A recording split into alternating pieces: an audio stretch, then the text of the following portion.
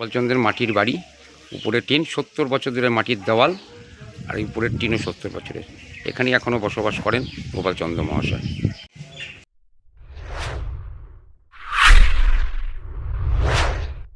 CPM নেতা গোপালচন্দ্রের বাড়ি।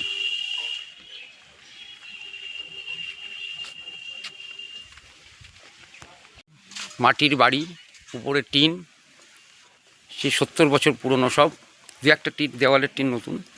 এই ছোটোখাটো বাড়ির মধ্যেই জীবনযাপন করছেন।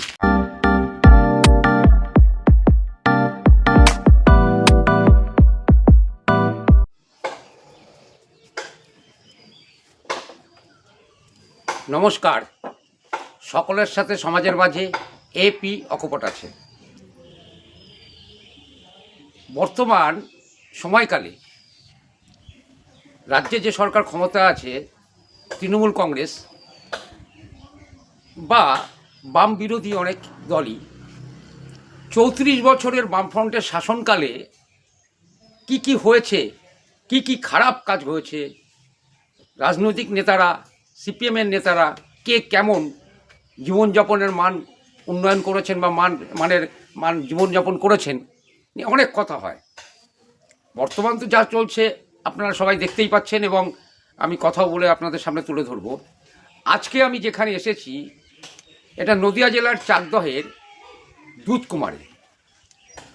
আমি পরিচয় করিয়ে দিই, দীর্ঘদিন যাবৎ সিপিএমের নেতা মেঠো বক্তৃতা, বাজার মানুষের মন জয় করা মেঠো বক্তৃতা, যে মানুষ কাতারে কাতারে মানুষ তার বক্তব্য শুনতেন বা শোনেন, একদম সাদাসিধে জীবন, উচ্চ বিদ্যালয়ে শিক্ষকতা, দীর্ঘদিন সিপিএমের রাজনীতি, সিপিএমের বিভিন্ন সংগঠন, গণসংগঠনের নেতৃত্ব দেওয়া, তার দাওয়াতে বসে আজকে তার মুখেই শুনব রাজনীতির সেকাল একাল। শোনাবো আপনাদের, দেখতে থাকুন। সকলের সাথে সমাজের মাঝে অক্ষয় প্রতুল অকপট আছে।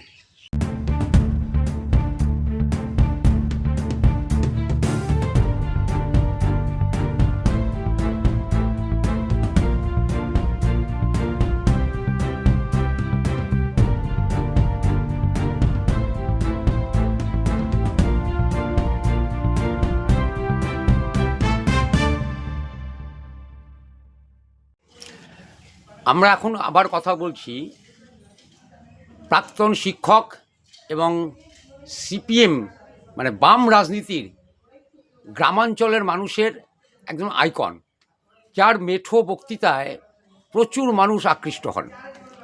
অথচ দীর্ঘ 34 বছর ক্ষমতায় থেকেছেন তাদের পার্টি। তিনিও রাজনৈতিকভাবে বিভিন্ন দলের বিভিন্ন পদ অলঙ্কৃত করেছেন, আবার উচ্চ মাধ্যমিক স্কুলের শিক্ষকতাও করেছেন। সেই অর্থে দেখুন, আমি যে দাওয়ায় বসে বলছি, এটা 70 বছরের মাটির দেওয়াল, আর উপরের টিনটাও 70 বছরের। এরকম একটা একদম সাদাসিধে, অনেকে বলেন যে 34 বছরের সিপিএমের অনেক নেতা মন্ত্রী বা অনেকে, তারা প্রচুর দুর্নীতি করেছেন, প্রচুর বাড়ি ঘর বড় করে, ইলাই ব্যাপার। কিছু কিছু ক্ষেত্রে তার প্রমাণ আছে যথেষ্ট। কিন্তু আমি মাননীয় গোপালচন্দ্র মশাই করবো, আপনি এরকম গ্রামের মধ্যে সাদাসিধে জীবনে আজও পড়ে আছেন, যে সময় আপনাদের এখানে সমীর খুন হয়েছিলেন, উত্তাল হয়ে গেছিল আপনাদের এলাকা।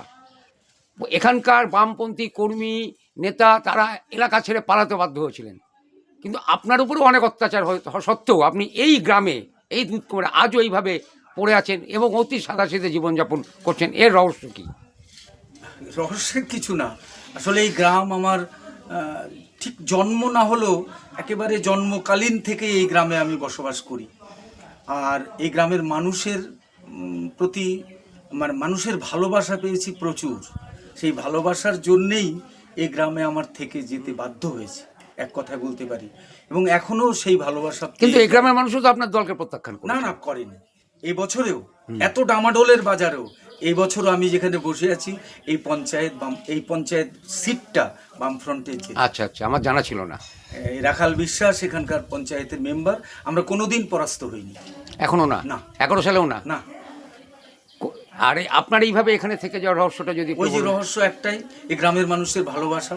এই গ্রামের মানুষ বরাবরই, এই গরিব মানুষ, এখানকার অধিকাংশ গরিব, অধিকাংশ রিফিউজি মানুষ, অধিকাংশই হচ্ছে শিডিউল কাস্ট মানুষ।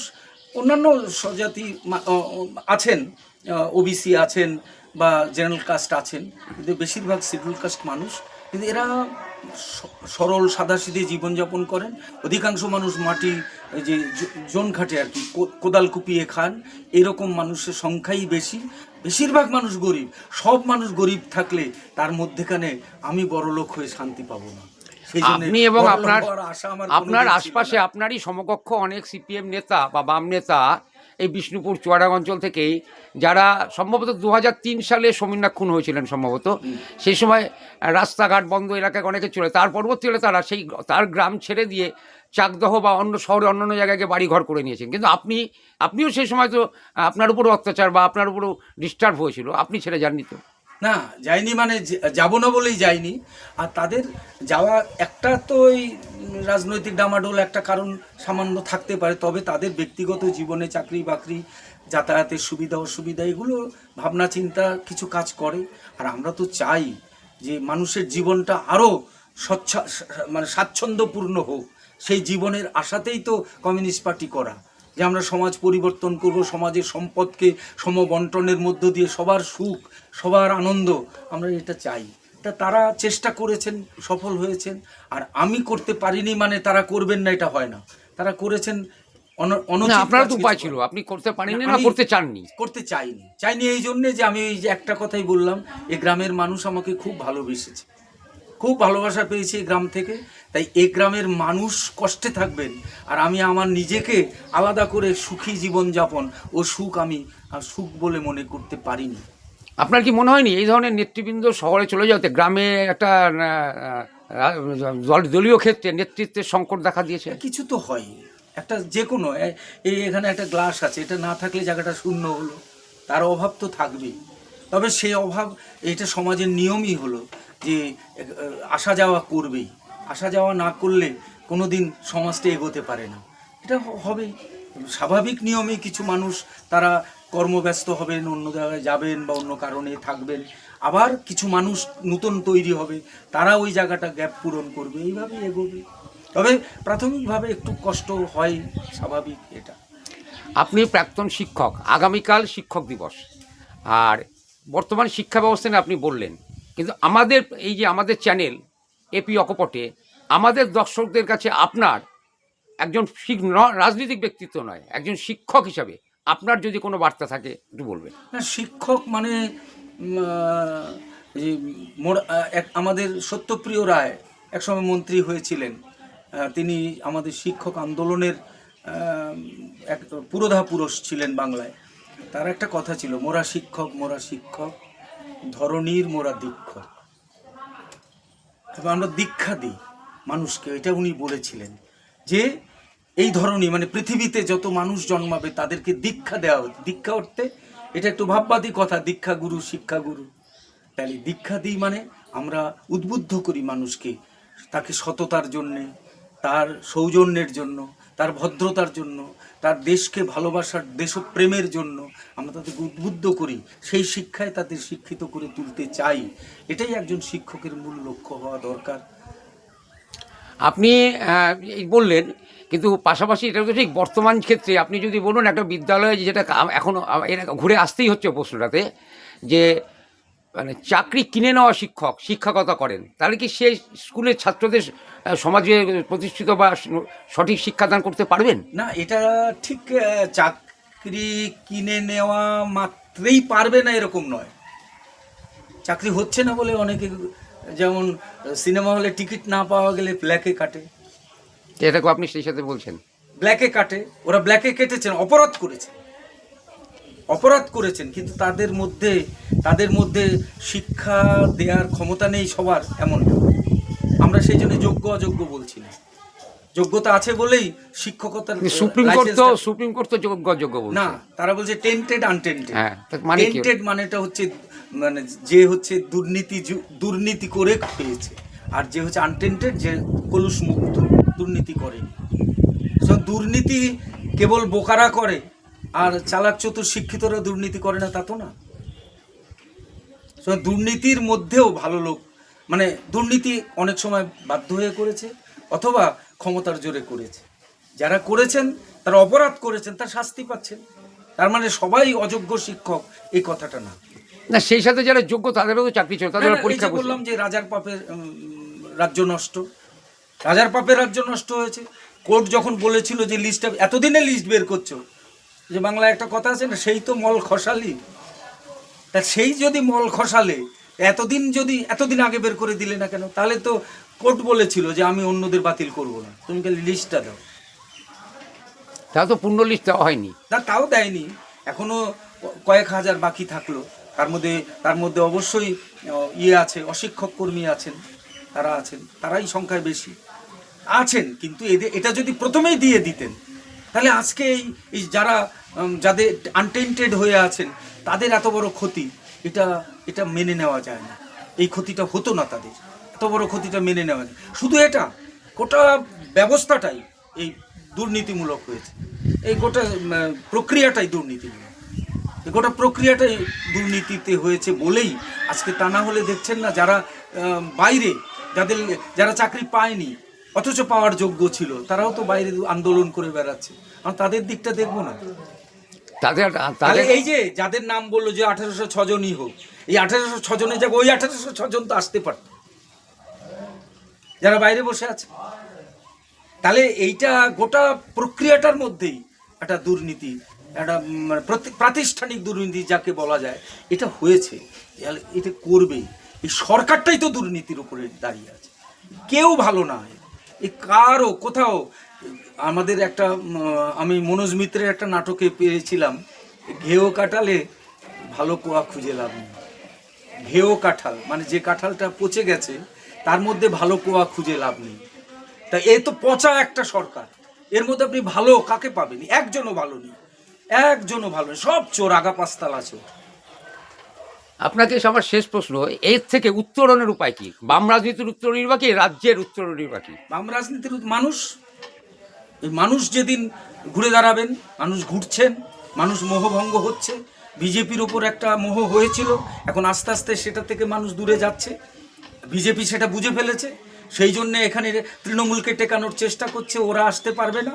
কেন বিজেপির নবনির্বাচিত সভাপতি সমীক ভট্টাচার্য বলেছিলেন যে আগে চলে আসুন, সবাইকে মিলে তৃণমূলকে হাঁটাই, তারপরে বাম রামে লড়াই করবো। এটা বলছেন, এগুলো বলা মানে হচ্ছে আমাদের ভোটগুলোকে নষ্ট করে দেওয়া, মানুষকে বিভ্রান্ত করার জন্য বলেছে, আসলে কিচ্ছু না।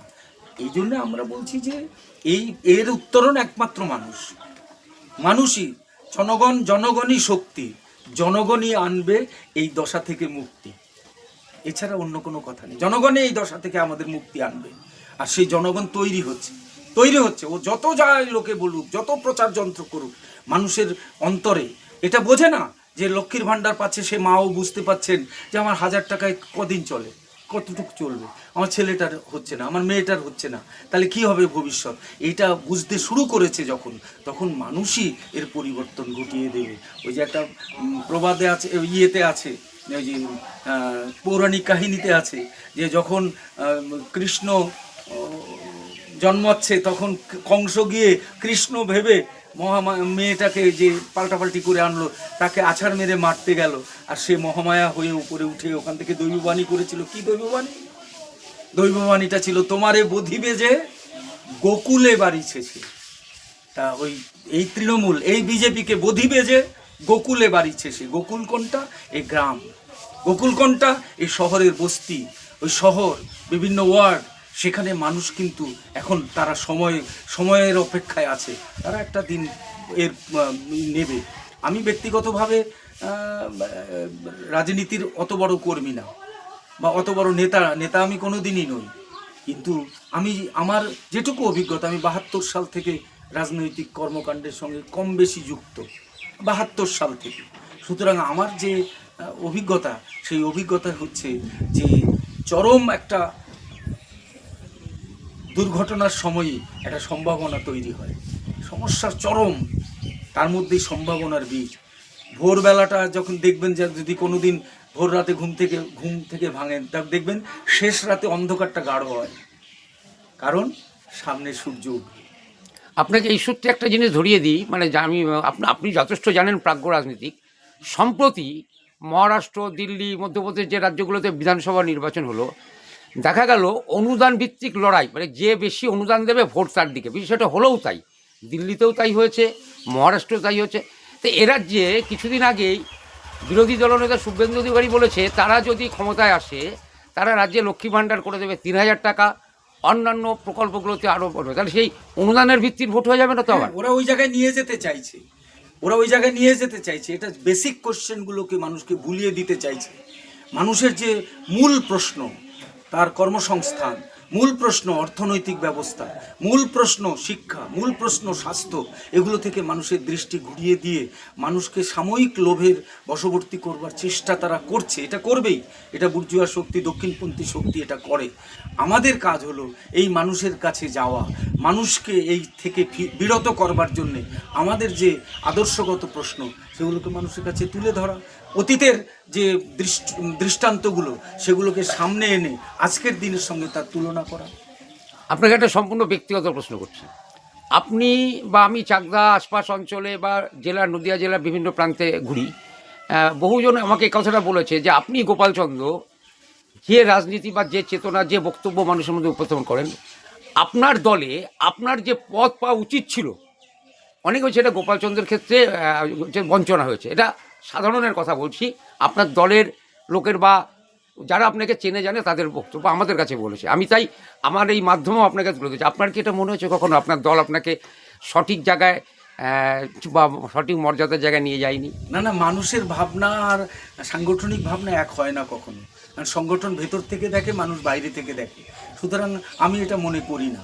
পার্টি নিশ্চিতভাবেই তার যাকে যেখানে একটা বাহিনীতে যেমন বহু ধরনের সৈন্য থাকে, যাকে যেখানে দরকার, এখন যাকে এয়ার এয়ার মানে বিমানে পাঠাবে আর যাকে নেভিতে পাঠাবে, দুজনকে তো এক জায়গায় পাঠাবে না। শুধু যার যেখানে দরকার হয়তো সেখানেই ব্যবহার করেছে মানুষ কিছুটা ভালোবাসা থেকে। আর তারপরে কথা হচ্ছে যে আমি সঠিক জায়গায় নেই বলি কি করি, ওই যে মানুষটা ভাবছে তার অন্তরে তো আমি সঠিক জায়গায়, সেই জন্যই তো ভেবেছেন। সেই সুতরাং না, আজকাল একটা অপ্রীতিকর কথা যে আপনার কাছে যে আজকাল দেখা যাচ্ছে দক্ষিণপন্থী দলের মতন, সেটা আপনাদের মানে আগেও দেখা যেত যে দলীয় স্তরে একটা গোষ্ঠীদ্বন্দ্বের কারণে সঠিক উচ্চারণ হয় না, এমন অনেক ক্ষেত্রে ঘটেছে। যেমন অনেকের প্রশ্ন রাজ্য স্তরে সুভাষ চক্রবর্তী বা অনেকের নেতাদের নিয়েও অনেক সময় সাধারণ মানুষ, সংবাদ মাধ্যম প্রশ্ন তুলে দিয়েছে। তা এরকম কোনো বিষয়ে দলীয় কোনো অসুবিধার কোনো কারণ? না না, আমাদের হয়তো আপনার বলার অসুবিধা থাকতে পারে। না না, আমাদের দ্বন্দ্ব তো থাকবেই। দ্বন্দ্ব ছাড়া কমিউনিস্ট পার্টি চলে না। দ্বন্দ্ব আছে, সেটা আদর্শগত দ্বন্দ্ব, মতাদর্শের দ্বন্দ্ব, কিন্তু কোনো পোস্ট নিয়ে, পদ নিয়ে আমরা দ্বন্দ্ব করি না। আর কেউ করে না এরকমভাবে আমি বলছি না, কিন্তু আমরা করি। আমি অন্তত পক্ষে করি না, বা আমার দেখা চোখে কেউ করে না। তা আমার বক্তব্য হচ্ছে যে এই দ্বন্দ্ব থাকবেই, দ্বন্দ্বটা ভালো। আর হচ্ছে এই দ্বন্দ্বটার মধ্য দিয়ে অগ্রগতি ঘটে। দেখবেন যে গাড়ির চাকা এগোয় কেন? সাইকেলে যদি ফ্রি তার না থাকে, ফ্রি তার না হলে প্যাডেল আটকায় না। প্যাডেল না আটকালে প্যাডেলটাকে করে আপনি এগোতে পারেন না। তা প্যাডেল আটকায় কোথায়? এই দ্বন্দ্ব আছে, ওখানে উল্টো মুখে একটা তার আছে বলেই সে দ্বন্দ্ব। তাহলে পার্টির তাই দ্বন্দ্ব আছে বলেই এগোচ্ছে, এগোবে আগামী দিনে।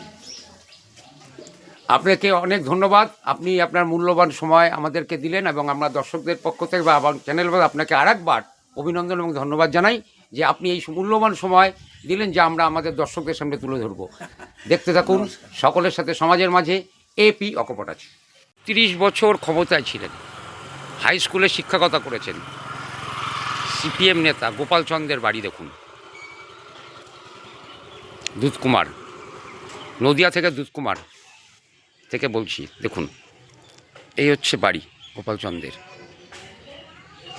70 বছরের মাটির দেওয়াল, 70 বছরের টিন এই বাড়িতে আজও কাটিয়েছেন। অন্যান্য অনেক সিপিএম নেতাই যারা 34 বছরের ক্ষমতাকালে বিলাসবহুলভাবে জীবনযাপন করেছেন এবং অভিযোগ আছে অনেক কিছুই। আমি দেখাচ্ছি সেই গোপালচন্দ্র, তিনি আজও অকৃতদার দলের সৈনিক হিসাবে কাজ করে চলেছেন।